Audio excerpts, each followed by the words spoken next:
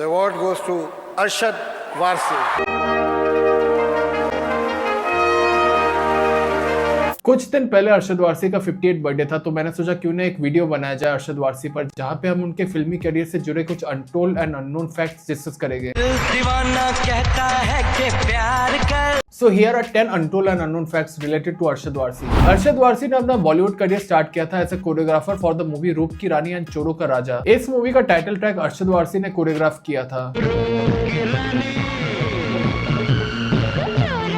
अरशद वारसी का acting debut हुआ था 1996 की मूवी तेरे मेरे सपने। मेरे सपने खिले यारों के दिल मिले। इस मूवी को प्रोड्यूस किया था अमिताभ बच्चन की कंपनी एबीसीएल ने। दरअसल एबीसीएल ने उस टाइम एक कैंपेन किया था टू रिक्रूट न्यू एक्टर्स, जिसके कारण 4 नए एक्टर्स को लॉन्च किया गया था और उन्हीं एक्टर्स में थे अरशद वारसी, चंद्रचूड़ सिंह, प्रिया गिल एंड सिमरन। अरशद वारसी ने इस मूवी के बाद कुछ छोटी मोटी फिल्में की, लेकिन जो मेन टर्निंग पॉइंट आया वो है 2003 में, जब उन्हें मुन्ना भाई एमबीबीएस मिली। राजू हिरानी ने जब अरशद वारसी को ये मूवी ऑफर की थी तो अरशद वारसी वाज अनश्योर कि वो ये रोल निभा पाएंगे या नहीं, और वो एक दिन निकल पड़े थे मेकर्स को मना करने के लिए, लेकिन रास्ते में उनको एक टैरोट रीडर मिल गया। टैरोट रीडर को जब ये पता लगा कि इस मूवी में संजय दत्त, तब्बू और एक नया डायरेक्टर राजकुमार हिरानी है, तब उन्होंने अरशद को ये मूवी करने के लिए बोला। कौन है पिक्चर में? संजू है, तब्बू है, new director Raju Hirani. And he assured कि ये मूवी अरशद वारसी के करियर की टर्निंग पॉइंट साबित होगी।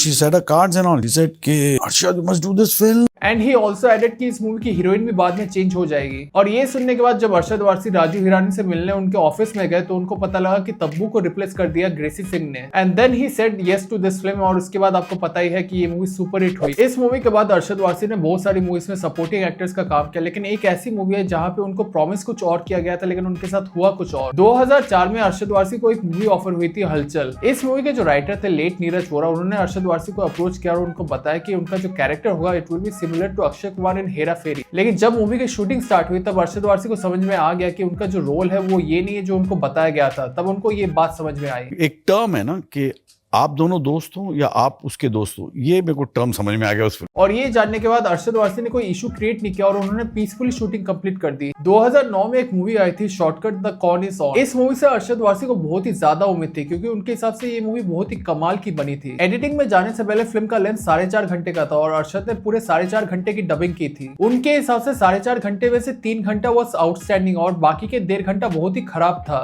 और उनको लगा था कि जब ये फिल्म एडिटिंग में जाएगी तो 4.5 घंटे में से 1.5 घंटा कट हो जाएगा। लेकिन जब फिल्म रिलीज हुई और अरशद वारसी ने फाइनल आउटपुट देखा देन ही वाज शॉक्ड। जो 1.5 घंटा था, जो फिल्म का सबसे घटिया पोर्शन था, वही फिल्म में था and he was extremely disappointed. बहुत ही कम लोग जानते कि बिग बॉस जिसके 19 सीजन हो गए उसका पहला सीजन होस्ट किया था अरशद वारसी ने। पूरा हिंदुस्तान ये जानना चाहता है कि इन दोनों में से कौन जीते, तो हम चलते हैं घर के अंदर और देखते हैं।